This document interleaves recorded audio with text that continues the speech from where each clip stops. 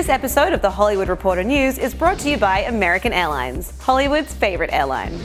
Darren Aronofsky premieres his new thriller Mother at the Venice Film Festival Tuesday, but the horror film has already divided critics at press screenings. The morning debut was met with loud boos and a smattering of applause, not unlike Aronofsky's 2006 launch of The Fountain. Mother stars Jennifer Lawrence as an angelic housewife who puts aside her every need to renovate a home for her husband, a poet with a bad case of writer's block, played by Javier Bardem.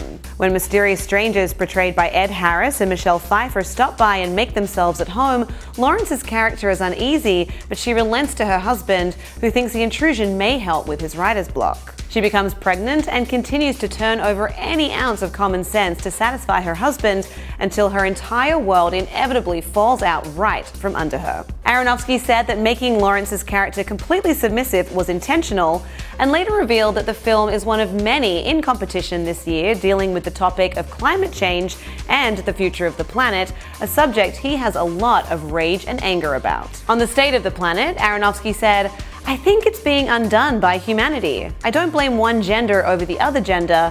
I think it is about how people are insatiable, how there's this endless consumption.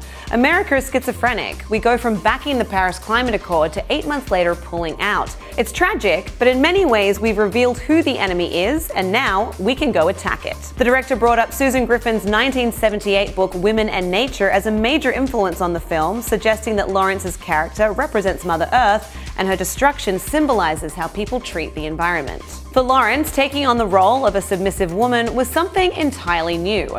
"It was also a completely different side of myself that I wasn't in touch with, and I really didn't know yet," she said. "We had a really rigorous rehearsal process of 3 months. It was a part of me that Darren really helped me get in touch with."